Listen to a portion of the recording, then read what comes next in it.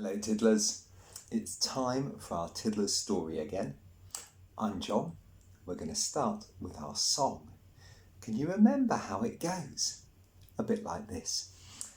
Hello Tiddlers, how are you? Nice to see that you're here too. Wave up high, wave down low. Clap your hands and away we go.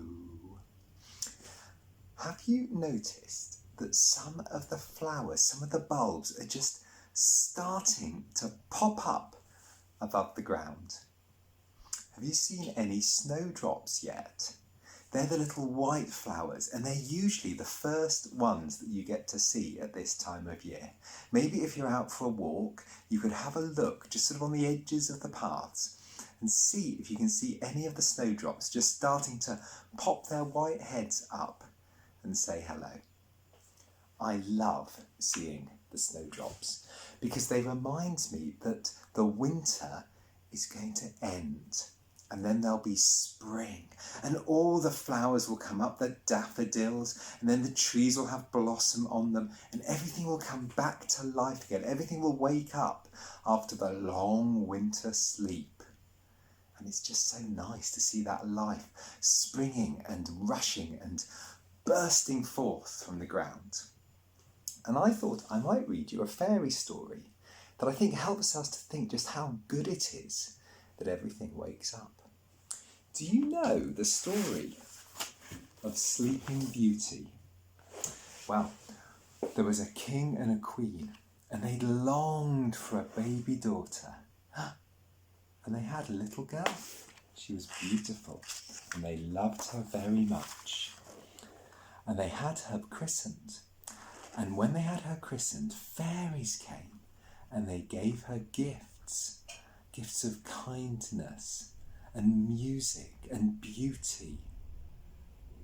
But one fairy, a bad and mean fairy, said that her gift would be that when the baby was 16 years old, she would prick her finger on a spinning wheel and die.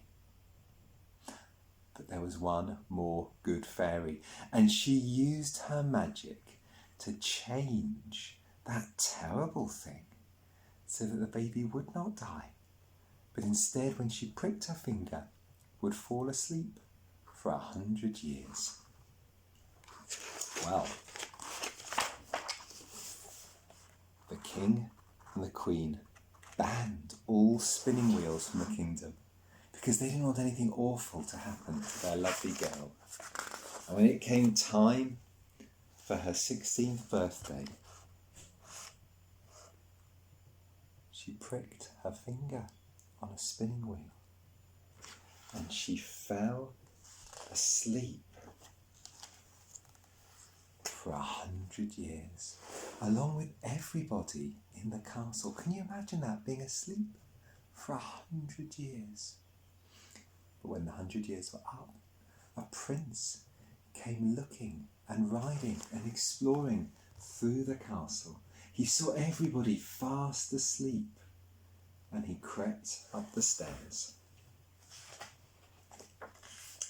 until he came to the room where the princess was lying. When he saw her and how beautiful she looked in her sleep, he gave her a kiss, and his kiss woke her up. After 100 years, she and everybody else, the king and the queen, the servants and the cooks, everyone in the palace woke up, and they had a beautiful feast to celebrate. In that story, they slept for 100 years, 100 years of waiting. And then the kiss of the prince woke up the princess, and Sleeping Beauty was awake again. And I think winter's a little bit like that. Everything goes to sleep in the ground. The animals often hibernate. A lot of the birds fly south. But then God kisses the world again with his warmth and his kindness, and everything comes back to life. God has built in the snowdrops and the blossom and the daffodils to remind us that he always brings things awake and alive and brings joy and hope into our lives.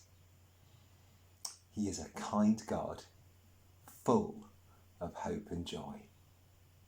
It's been nice to see you, and we'll think a little bit more about what God brings into the world next time. Bye for now.